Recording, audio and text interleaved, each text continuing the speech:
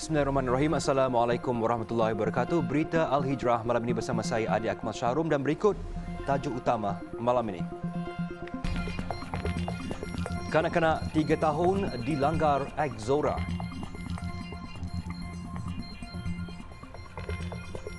Juga Ainul Mardiah kembali ditidurkan.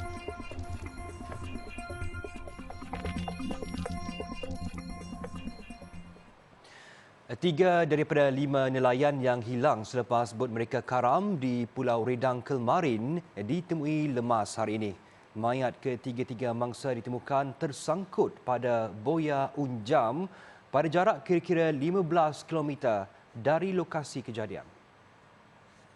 Menurut Pengarah Maritim Negeri Terengganu, Kapten Maritim Muhammad Sufi Muhammad Ramli, mayat mereka ditemui sekitar jam 3 petang tadi. Identiti mangsa juga sudah dikenal pasti sebagai Zulkifli Omar, 48 tahun, Saludin Ismail, 50 tahun dan Ahmad Zamri Ishak, 66 tahun. Manakala dua lagi mangsa iaitu Muhammad Nazri Abu Bakar, 48 tahun dan Raja Zainuddin Raja Ibrahim, 49 tahun, masih hilang. Sebelum ini, media melaporkan 5 nelayan hilang selepas bot dinaiki mereka dari jeti Pasir Putih Kelantan karam sekitar jam 10 malam kemarin akibat dipukul ribut pada kedudukan 10 batu nautika dari Pulau Redang. Seorang kanak-kanak lelaki berusia 3 tahun patah tulang selangka selepas dirempuh sebuah kereta ketika dia secara tiba-tiba melintas jalan di Jalan Wakaf Aik, Bacok, Kelantan. Mangsa Muhammad Naufal Zafran Abdul Fattah yang turut cedera di badan kini menerima rawatan di Hospital Universiti Sains Malaysia HUSM Kubang Krian. Ketua Polis Daerah Bacok jelas Muhammad Ismail siasatan mendapati semasa kejadian mangsa dipimpin tangan oleh bapanya di bahu jalan sebelum kanak-kanak itu merentap tangannya dan berlari melintas jalan. Kedua pemandu kereta tidak mengalami sebarang kecederaan dan kes diklasifikasikan mengikut Seksyen 43 Fasal 1 Akta Pengangkutan Jalan 1987. Ainul Mardiah Ahmad Saifuddin, kanak-kanak yang sebelum ini selamat menjalani pembedahan akibat kanser mulut, terpaksa ditidurkan sekali lagi. Ainul terpaksa diberikan bantuan ventilator selepas diserang sawan yang teruk semalam. Menurut bapanya Ahmad Saifuddin Ahmad Razak, anaknya itu terpaksa ditidurkan bagi merehatkan badan dan otaknya daripada demam sawan berulang. Dalam catatan Ahmad Saifuddin di laman Facebooknya, beliau berkata Ainul dilihat kepenatan selepas diserang sawan panas lebih 10 kali serta suhu badan mencecah 40 darjah Celsius. Tambahnya, ketika ini doktor sedang berusaha keras mencari jalan rawatan yang terbaik untuk Ainul. Bagaimanapun, Ahmad Saifuddin berkata, dia pasrah dengan segala ketentuan dari Ilahi namun akan terus berusaha dan berdoa untuk kesembuhan dan kesihatan Ainul. Kastam Pulau Pinang berjaya menggagalkan cubaan menyeludup rokok dengan membuat ikrar palsu membabitkan nilai cukai 6.5 juta ringgit. Kejayaan itu hasil kerjasama unit kawalan kontena Pelabuhan Kelang, Selangor selepas mendapat maklumat awam dan hasil risikan. Pengarah JKDM Pulau Pinang, Datuk Abdul Halim Ramli memberitahu rokok terbabit ditemui dalam sebuah kontena yang ditahan pada 1 Ogos lalu di Pelabuhan Utara, Kelang. Setelah diperiksa, kita dapati sejumlah 10.2 juta batang rokok putih yang disyaki adalah uncustom goods, barang yang masih lagi tidak berkastam.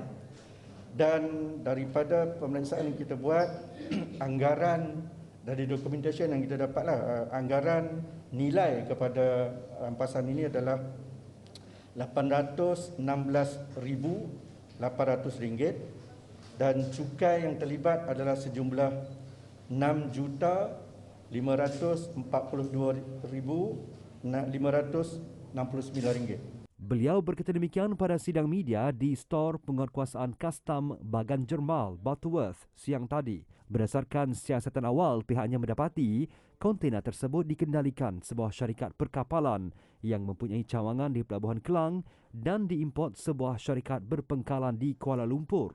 Berdasarkan pemeriksaan pada dokumen, dagangan berkenaan disyaki berasal dari sebuah negara di Asia Timur. Bagi mengelirukan pihak berkuasa, pengirim yang menghantar kontena tersebut memberi maklumat palsu dengan mengikrarkan dagangan itu sebagai tin cendawan dalam borang import. Setakat ini, hanya ejen penghantaran dikesan dan pihak kastam percaya akan ada tangkapan dilakukan selepas siasatan lanjut selesai. Kementerian Pendidikan mengarahkan semua sekolah melakukan pemeriksaan tangki air bagi mengelakkan insiden yang berlaku di Sekolah Menengah Kebangsaan SMK Melur, Kelantan semalam tidak berulang. Timbalan Menteri Pendidikan 1 Datuk Dr. Mah Hang Sun berkata, kesemua sekolah juga diarahkan melakukan pemeriksaan ke atas semua infrastruktur lain, terutama yang sudah uzur.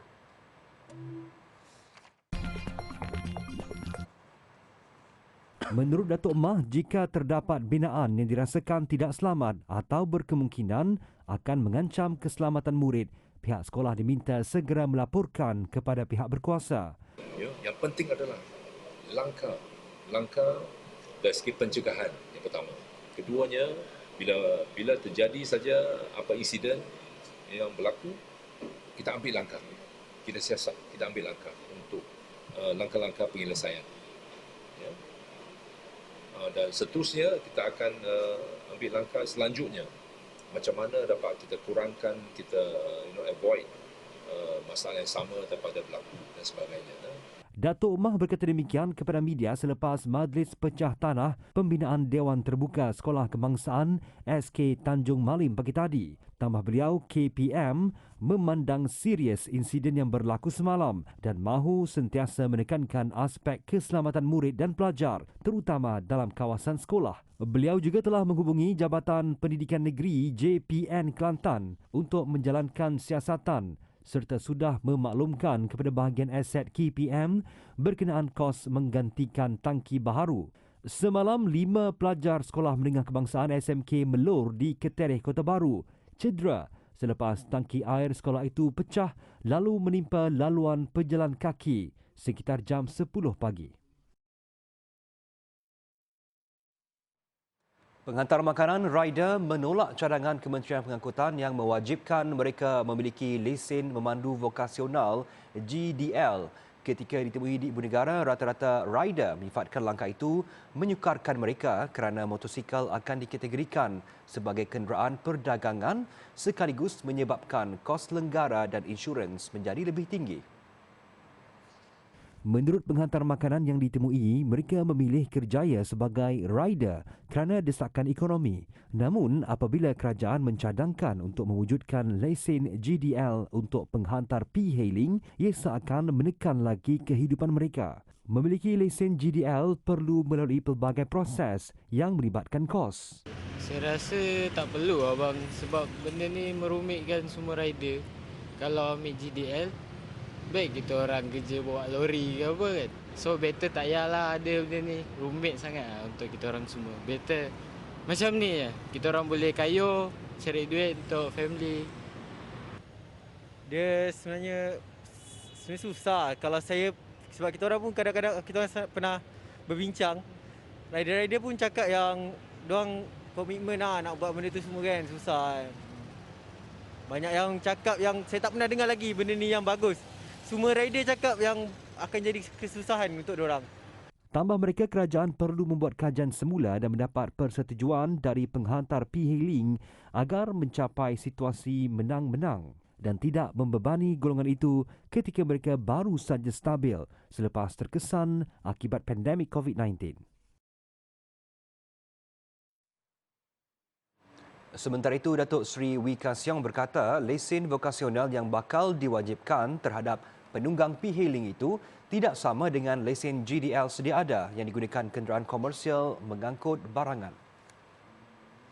Jelas Datuk Seri Ka Siong, lesen vokasional itu nanti adalah yang khusus untuk penunggang P-hailing. Berbeza dengan permohonan untuk mendapatkan GDL, penunggang hanya perlu mengikuti kursus singkat beberapa jam dan tidak perlu ke institut memandu. Nama lesen itu belum ditentukan, namun yang pasti lesen vokasional untuk P-hailing secara pendaftaran murah dan mudah, dan ia hanya membabitkan pembayaran token dan moratorium akan diberikan untuk tempoh pendaftaran itu. Ia tidak akan membebankan rakan penunggang P-hailing.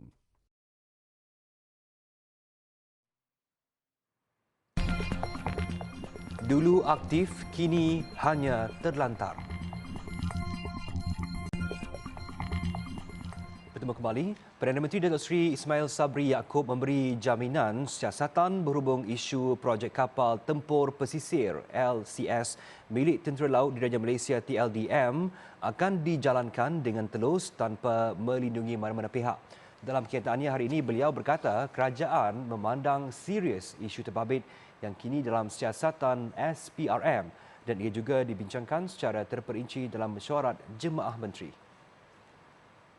Perdana Menteri berkata Jemaah Menteri memutuskan untuk menggesa SPRM agar menyegerakan siasatan. Sekiranya terdapat bukti kukuh, Peguam Negara hendaklah membuat pendakwaan dan mereka yang bertanggungjawab akan dibawa ke muka pengadilan. Datuk Seri Ismail Sabri telah memanggil Peguam Negara Tan Sri Idrus Harun dan Ketua Pesuruhjaya SPRM Tan Sri Azam Baki selepas mesyuarat Jemaah Menteri untuk segera bertindak selaras dengan keputusan mesyuarat.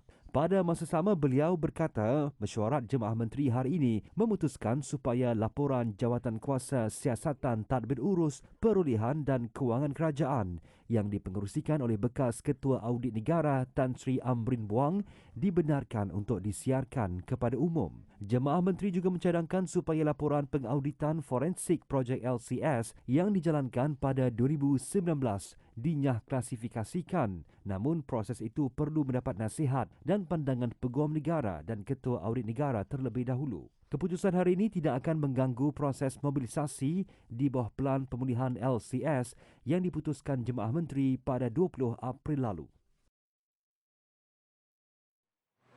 Sementara itu, pada Majlis Berasingan, Datuk Seri Ismail Sabri berkata sebahagian siasatan sudah dijalankan dan status kes akan diumumkan Ketua Pesuruhjaya SPRM.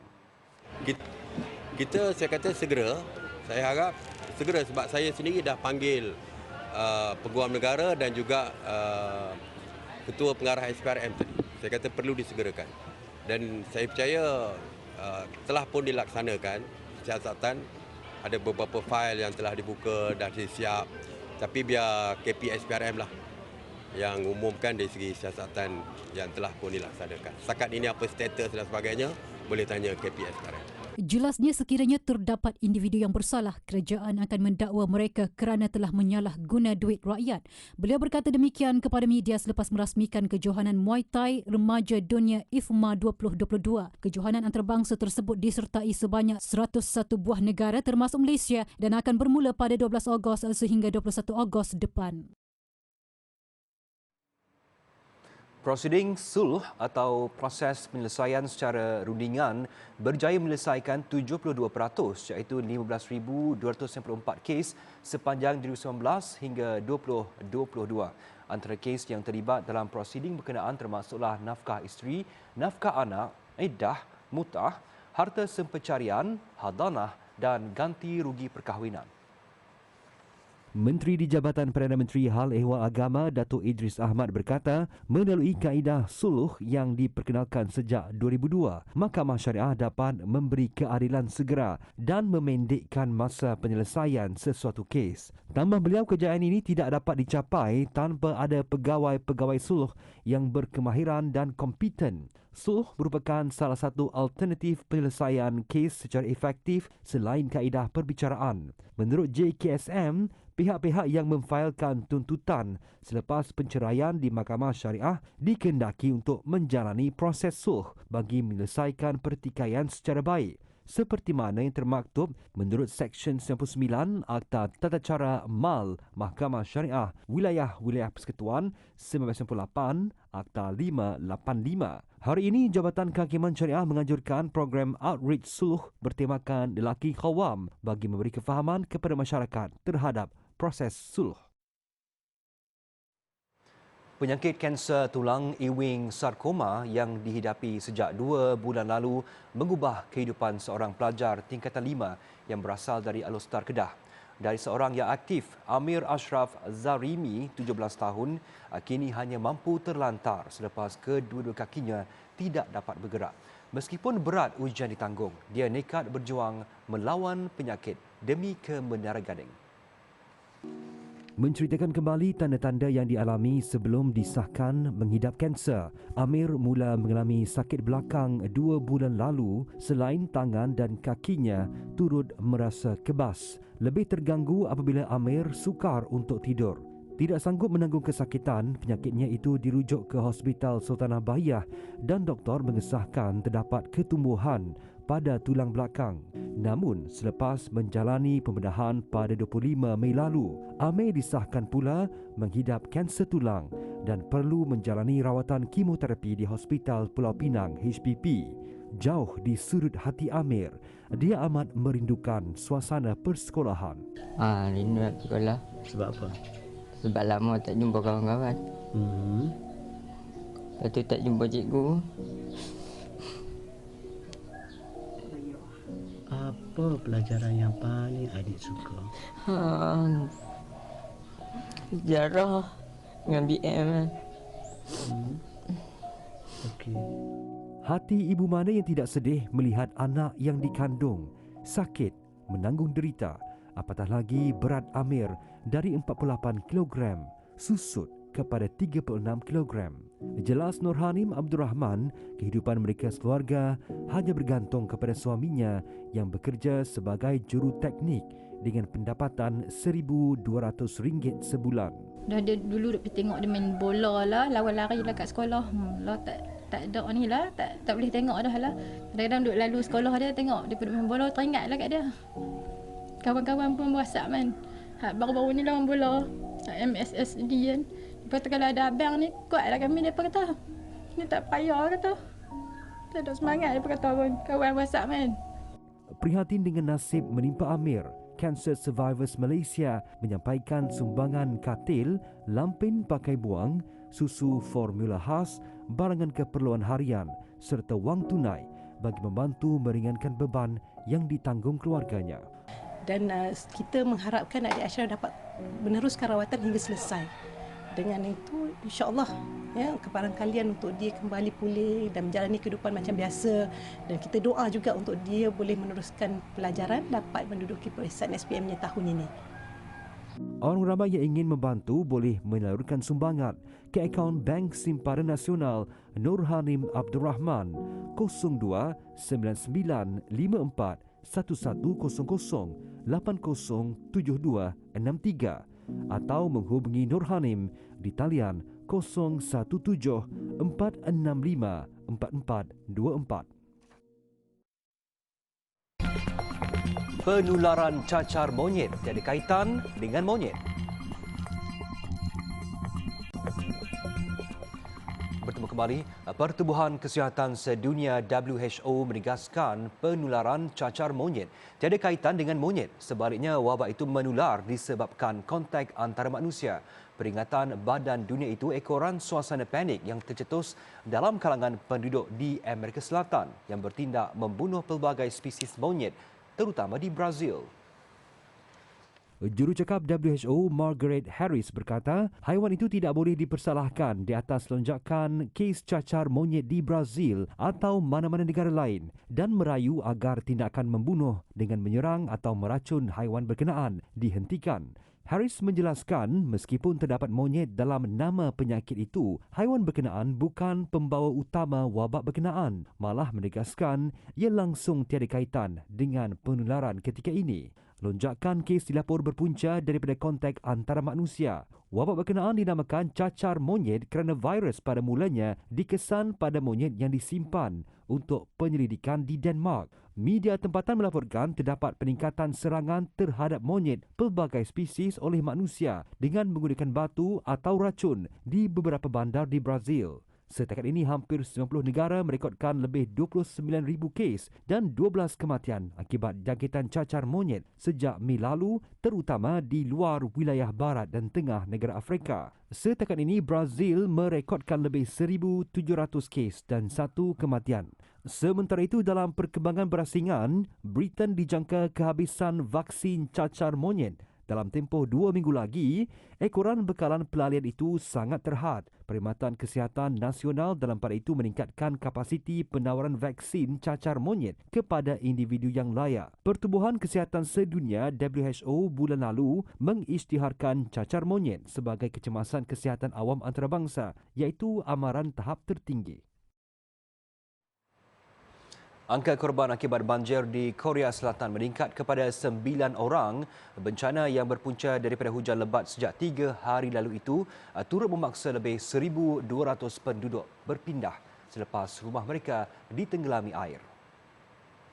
Daripada 9 mangsa yang maut, 3 mangsa dilapor terbunuh selepas terperangkap di pangsapuri bawah tanah, manakala seorang lagi maut akibat terkena renjatan elektrik ketika mengalihkan pokok yang tumbang di kaki 5. Bencana terburuk dalam tempoh 80 tahun itu turut menyebabkan 17 yang lain cedera, manakala lebih 2,500 kediaman rosak. Selain kediaman penduduk yang musnah, stesen kereta api bawah tanah dan jalan raya utama terpaksa dihentikan sementara operasinya. Sementara itu, Presiden Yoon Suk Yeol memohon maaf kepada negara selepas kritikan awam terhadap kerajaannya kerana kekurangan kemudahan untuk mengawal kerosakan banjir. Fokus kerajaan ketika ini adalah langkah pemulihan dan pembersihan di mana berpuluh jengkaut dan trak sampah ditempatkan di kawasan paling teruk terjejas. Turut terlibat dalam operasi 3,000 pekerja kerajaan termasuk anggota polis dan bomba. Kira-kira 1,300 tentera juga dikerah untuk membersihkan serpihan dan barangan yang rosak. Dalam perkembangan cuaca, Pentadbiran Meteorologi Korea KMA meramalkan hujan akan berterusan di kebanyakan kawasan, terutamanya di wilayah Chungcheong. Selepas lebih seminggu terkandas di Sungai San, Perancis, paus beluga akhirnya berjaya diselamatkan dalam operasi yang disifatkan amat berisiko. Pasukan penyelamat mengambil masa 6 jam untuk mengeluarkan paus seberat 800 kg itu dengan menggunakan jaring dan kren.